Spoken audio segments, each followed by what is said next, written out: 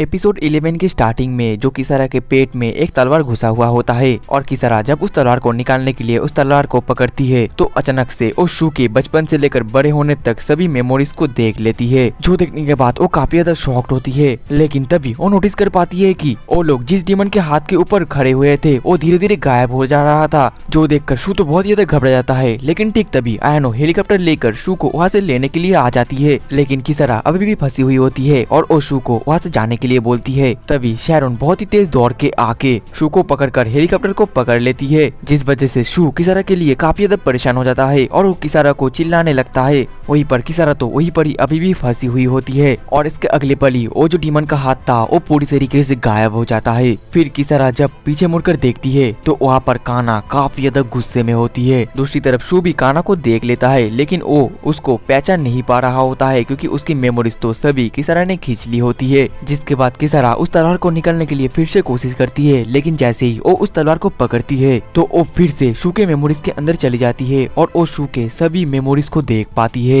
और इसके अगले पल ही काना अपने तलवार को गायब कर लेती है, जिसकी वजह से किसारा वहाँ से आजाद हो जाती है। लेकिन आजाद होने के बाद ही वो काफी ज्यादा गुस्से में आकर काना के ऊपर हमला करने जा ही रही होती है, लेकिन तभी किसारा को काना के अंदर बचपन की काना का एक झलक आता है, जिसकी वजह से वो अपने अटैक को रोक लेती है। और इसी मौके का फायदा उठाकर काना अपना अटैक किसारा के ऊपर कर देती है, जो कि बहुत ही ज्यादा पावरफुल होता है। और इस वजह से किसारा सीधा जाकर समुद्र के अंदर गिर जाती है और उसका तलवार भी टूट गया होता है। और इसके बाद जो काना है वो तो हेलीकॉप्टर के सामने आ जाती है और फिर वो उस हेलीकॉप्टर के ऊपर अटैक करने वाली होती है, लेकिन तभी जो आयानो है वो बोलती है, तुम कैसी हो, क्या तुम अपने भाई को ही मारने वाली हो? लेकिन ठीक तभी काना के ऊपर स्पेस सैटेलाइट से एक काफी पावरफुल लेजर का अटैक हो जाता है, जो कि और कोई नहीं बल्कि प्रेसिडेंट का पोता मिखाइल ने करा होता है। और वो काना के ऊपर और एक सैटेलाइट से अटैक करने के लिए भी ऑर्डर दे देता है और इसके अगले ही पल ही काना के ऊपर और एक लेजर से अटैक हो जाता है, जो कि इस बार बहुत ही ज्यादा पावरफुल होता है। और इसी वजह से काना की हालत भी बुरी हो जाता है और वो सीधा ओशन के अंदर गिर जाती है। दिन अगले सीन में सभी लोग हॉस्पिटल में होते हैं, तभी वहाँ पर शैरोन भी आ जाती है और वो पूछती है डॉक्टर ने क्या कहा। जो सुनने के बाद आयानो बोलने लगती है, डॉक्टर ने बोला है कि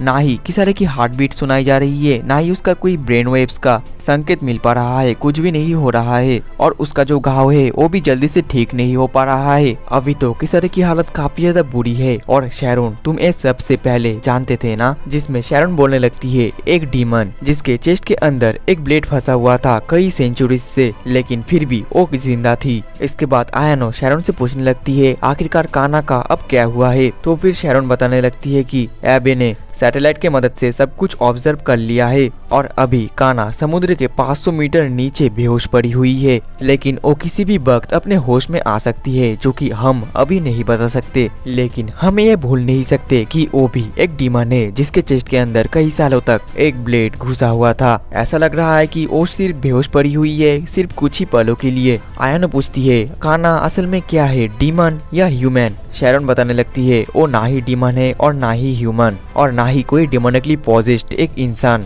ओ इससे भी कई ज्यादा पावरफुल है। लेकिन सेलेस्टियल एबे के जो ऑर्गेनाइजेशन है उसने पहले से ही पता लगा लिया है कि जो काना है वो एक एस क्लास का डीमन है। जो सुनने के बाद तो आयानो काफी ज्यादा डर जाती है। वहीं पर शैरोन बताने लगती है, मैं बता नहीं सकती कि काना के होश आने के बाद बायरन सिटी असल में सुरक्षित भी रहेगा या नहीं। आयानो ये सुनकर और भी ज्यादा डर जाती है और बोलती है अगर वो फिर से आ गई तो हम अब क्या करेंगे, क्योंकि किसारा की हालत भी अभी काफी ज्यादा बुरी है। उसके अगेंस्ट में कौन फाइट करेगा जो कि एक एस क्लास का डीमन है। और यही पर ही सीन कट होता है और अगले सीन में हम मिखाइल और उसके बहन को देख पाते हैं, जहाँ पर लिनफा तो मिखाइल के ऊपर काफी ज्यादा गुस्सा कर रही होती है। वहीं पर मिखाइल की और एक बहन बोलती है दूसरे देशों के प्रेसिडेंट को भी इस बारे में पता चल गया है कि हमारे शहर के आसपास में एक डीमन अपीयर हुआ है। जो सुनने के बाद मिखाइल उसके बहन से पूछती है क्या वो लोग इंक्वायरीज कर रहे हैं? तो फिर उसकी बहन बोलने लगती है हाँ सभी प्रेसिडेंट इंक्वायरीज कर रही है, लेकिन हमेशा की तरह हमारे सिटी के प्रेसिडेंट को कुछ भी नहीं पता, लेकिन वो उनको समझाने की पूरी कोशिश भी कर रहे हैं।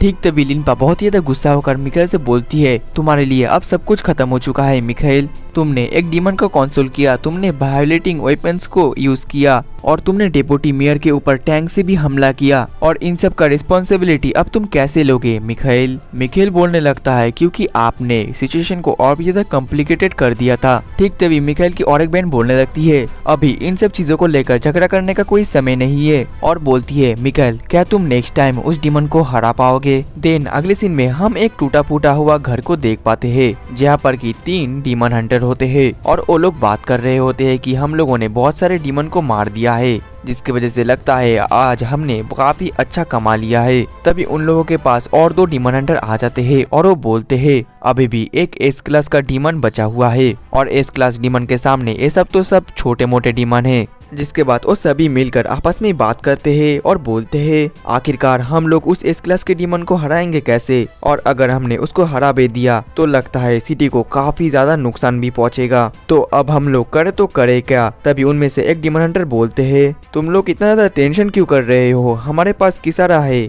एक डीमन को डिफीट करने दो। वही दूसरी तरफ शू किसारा के लिए काफी ज्यादा टेंशन में होता है और फिर वो किसारा के हाथ को पकड़कर बोलता है पता नहीं अब मैं तुम्हारे लिए क्या करूं, आखिरकार मैं कौन हूँ, मैं क्या कर रहा हूँ और मैं किसके लिए फाइट कर रहा हूँ, प्लीज किसारा ये मुझे बता दो, और मेरा क्या कभी भी फैमिली भी था? तभी अचानक से हम देख पाते हैं कि किसारा का कॉन्शियसनेस आ जाता है और वो शू को बोलने लगती है तुम ज्यादा टेंशन मत करो शू, तुम सब कुछ भूल गए हो लेकिन तुम मुझे नहीं भूले और मैं तुम्हारा हमेशा ख्याल रखूंगी। वहीं पर शू किसारा को कॉन्शियसनेस में देखकर काफी ज्यादा इमोशनल हो जाता है और फिर वो किसारा को हक कर लेता है। वहीं पर किसारा शू को बोलती है शू तुम मुझे एक प्रॉमिस करो कि तुम उस डीमन के साथ और लड़ाई नहीं करोगे और यहाँ से कहीं दूर चले जाओगे। शू बोलता है हाँ चलो एक साथ चले। फिर किसारा बोलती है तुम्हें और उन लोगों की जरूरत नहीं है और ना ही तुम्हें तुम्हारी मेमोरीज की जरूरत है। शू बोलता है हाँ मुझे किसी भी चीज की जरूरत नहीं है क्योंकि मैंने अपना सब कुछ तुम्हें जो दे दिया है। और इसके अगली पली वो दोनों किस करने लग जाते हैं, लेकिन इस बार किसारा शू की मेमोरीज नहीं लेती बल्कि शू के जितने भी पिछले मेमोरीज थे सभी उसको धीरे धीरे याद आना शुरू हो जाता है।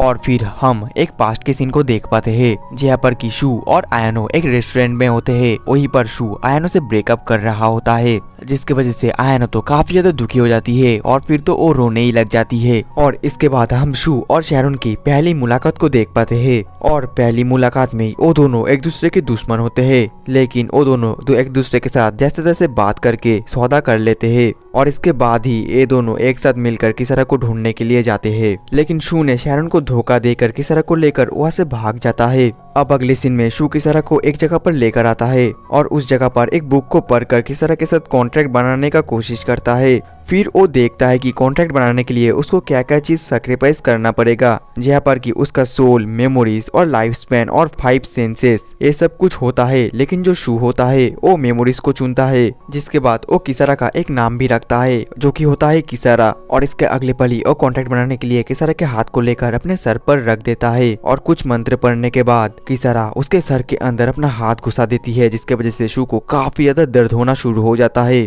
लेकिन इसके बाद ही किसारा के पास शू के पिछले 3 दिन की मेमोरीज आ जाती है और उसको शू के बारे में कुछ डिटेल्स भी पता चल जाती है। अब अगले दिन शू किसारा को प्लेन में बैठाकर अपने शहर बायरन सिटी में लेकर आता है। फिर हम आयानो और किसारा की पहली मुलाकात को देख पाते हैं, जहाँ पर आयानो किसारा की पहले डीमन रूप को देखकर काफी ज्यादा हैरान होती है। इसके बाद शू को परमिशन भी मिल जाता है किसारा को अपने साथ रखने का। वहीं पर आयानो काफी ज्यादा जेलस होती है और शू से पूछती है क्या किसारा तुम्हारे साथ एक साथ रहने वाली है? शू बोलता है आयानो तुम ज्यादा फ्रस्ट्रेटेड मत हो, जो कुछ होगा सब कुछ अच्छा ही होगा। अब अगले सीन में शू किसारा के लिए एक कॉन्ट्रैक्ट का पेपर बनाकर लेकर आता है ताकि किसारा को जो कॉन्ट्रैक्ट है वो बहुत ही अच्छी तरीके से समझ में आ जाए। फिर कुछ देर बाद किसारा उस कॉन्ट्रैक्ट को पढ़ने लगती है, लेकिन तभी वो एक कॉन्ट्रैक्ट कैंसिलेशन का प्रोसेस को भी देख पाती है, जहाँ पर लिखा होता है कि अगर फॉर्मर ने अपने हाथ को फोल्ड कर गॉड से प्रे किया तो वो कॉन्ट्रैक्ट कैंसिल हो जाएगा। दिन अगले सीन में वो लोग फिर से उस कॉन्ट्रैक्ट को करने वाले होते हैं, लेकिन इस बार किसारा शू के सर पर हाथ नहीं रखती बल्कि उसको सीधा किस कर देती है, जिसके बाद तो शू बहुत ही तक घबरा जाता है और वो बोलता है कॉन्ट्रैक्ट में तो ये सब कुछ नहीं लिखा था। तो फिर किसारा बोलने लगती है मैंने कॉन्ट्रैक्ट में कुछ चेंजेस कर दिए हैं। फिर शू जब उस कॉन्ट्रैक्ट को पेपर को फिर से देखने लगता है तब उसे पता चलता है कि उन लोगों को कॉन्ट्रैक्ट को एकदम चालू करने के लिए एक दूसरे को किस करना पड़ेगा। ये देखकर तो शू बहुत ही घबरा जाता है। तभी पीछे से किसारा आकर बोलती है तुम्हारे साथ काम करने में मजा आएगा शू। और इसके बाद ही सभी की सभी मेमोरी शू के दिमाग में आ जाते हैं और फिर हम फिर से प्रेजेंट में आ जाते हैं जहाँ पर कि वो दोनों अपने हैंड लॉक करके किस कर रहे होते हैं। और फिर से हम पास्ट में देख पाते हैं जहाँ पर किसारा कॉन्ट्रैक्ट में चेंजेस कर रही होती है और वो कॉन्ट्रैक्ट कैंसिल करने की प्रोसेस को लिखती है कि उन दोनों को एक दूसरे के हाथ को पकड़कर फिंगर्स को इंटरलॉक करना पड़ेगा। और इसके अगले पल वो लोग प्रेजेंट में आ जाते हैं जहाँ पर कि वो दोनों अपने फिंगर को इंटरलॉक करे हुए थे और यह भी शू को याद आ जाता है जिस वजह से वो काफी ज्यादा डर कर पीछे चला जाता है। फिर वो तुरंत किसारा के पास आकर बोलता है कि किसारा आखिरकार तुमने एक क्या करा। लेकिन किसारा कुछ भी जवाब नहीं देती। वो तो शू को पहचान ही नहीं पा रही होती है क्योंकि इन दोनों का कॉन्ट्रैक्ट अब कैंसिल हो चुका है। और इसी के साथ ही हमारा एपिसोड 11 भी खत्म हो जाता है। तो दोस्तों मिलते हैं नेक्स्ट एपिसोड में, तब तक के लिए टाटा बाय बाय सायोनारा।